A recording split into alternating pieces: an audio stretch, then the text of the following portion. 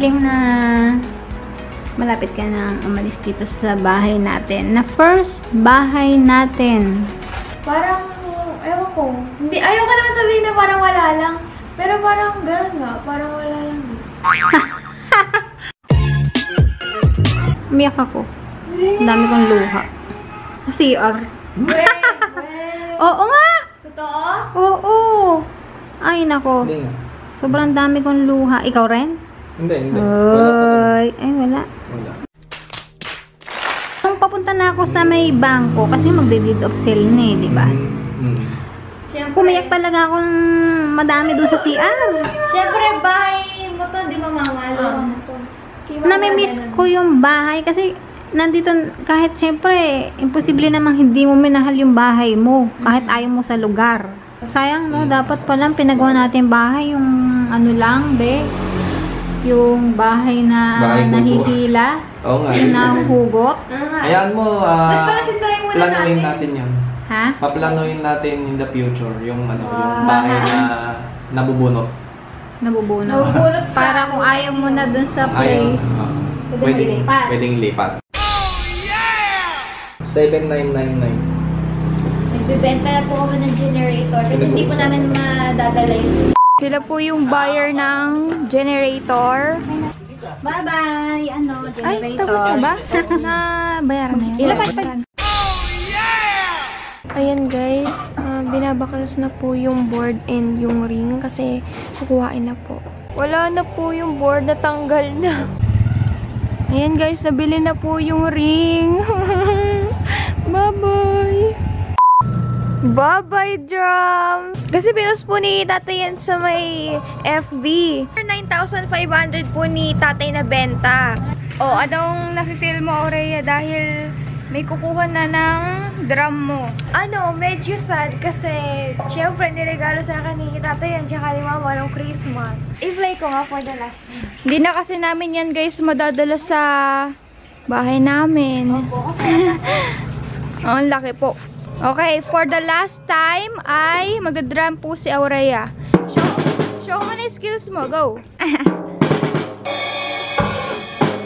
Oh! nakalimutan mo. Sige, sige. Yang.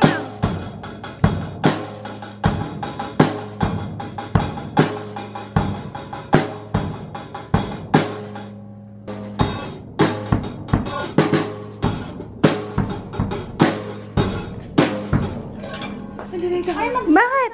Oo nga. Parang nahiya siya bigla. Ayan na po yung buyer ng drum. Wow! Paturo ka kay kuya. Ayan, si mama po talaga. Ano yan? Wait. Rap na! Mag-rap ka na.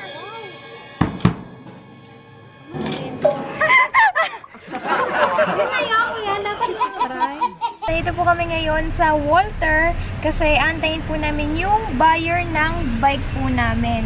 Ayan guys, may miss ko yung bike na yun. Kaya kung sino man po yung makakuha niyan, please take care of that bike. Kasi, ano ko po talaga, yan po siguro yung first bike ko. Aurea, yung bike mo, say bye-bye na sa bike mo. Ayun o. Malungkot siya, wala na siyang bike.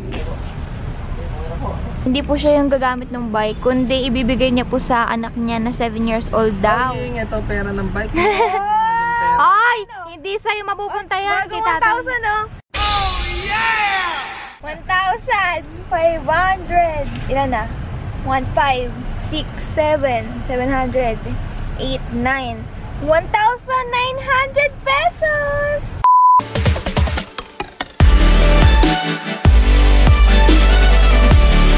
Yan, nakakabenta na po si Mami Misa and si Ate Alexa. Wow! Pinakyaw na ni ate. Guys, padami na po yung mga customer nila Ate Alexa.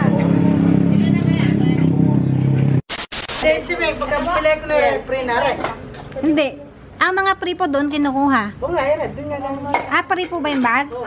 Oo, sige po. Free na to. Free nyo na lang. Di akin na to. Oo. Time check guys, it's 4:18 PM na po at kanina. Anak mo, bukas madami na naman po si Ate maliliit Alexa. na.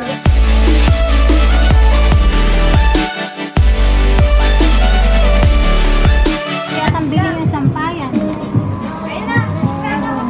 Yung sampayan ko, hindi ko bebenta. Si tatay bebenta.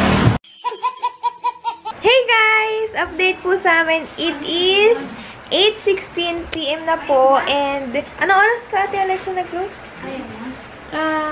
7 PM. Mga 7 PM, guys. Yan, meron pa po mga natirang damit doon. Hindi pa po nabibili. Sumakit yung ulo ko kasi sabay-sabay po yung pili. Oo, pinagliitan po namin ng mga damit. Yun po yung mga binibenta ni Mama. At ayun nga po, guys. Pumunta po kami ng Jollibee! Kasi guys, nakabenta po si Mami Misa at si Ate Alexa. And syempre ako din, kasi tumulong din po ako magbantay sa CCTV. Tapos ako rin nagsusukle.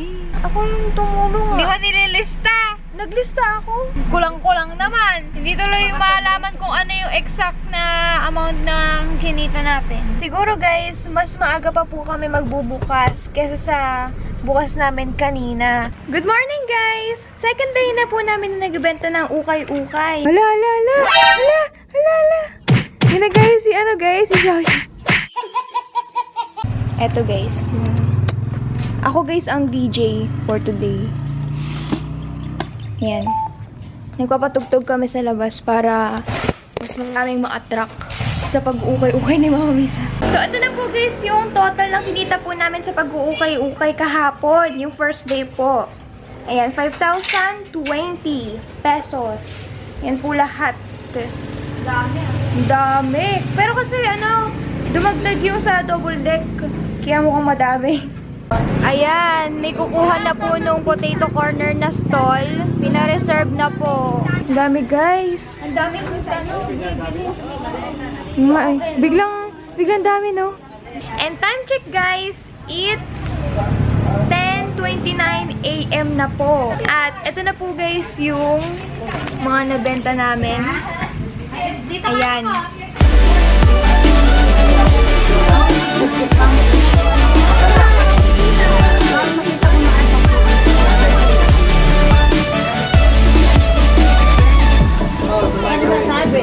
Microwave, magano? 500 supply. 500. Guys, oh, yung mga panahong uso pa yung fidget spinner. Naalala mo? Ang dami natin ganito.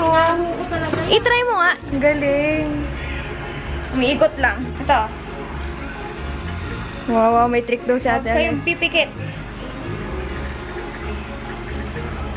Wow! Wow! Wow, may trick. Ah. Wow, may naglalarong bata dito. Oh, paano yun? Nag-i-enjoy na, oh. May nakita na yung laruan. Wow, cutting fruit. Pinabili natin yan sa SM, diba? Kasi nakita natin, ano siya, sikat na laruan. Tapos, nagpabili tayo. Ang galing, oh. Ang satisfying. Wow, ang galing. Ako naman. Cup natin tong drawing.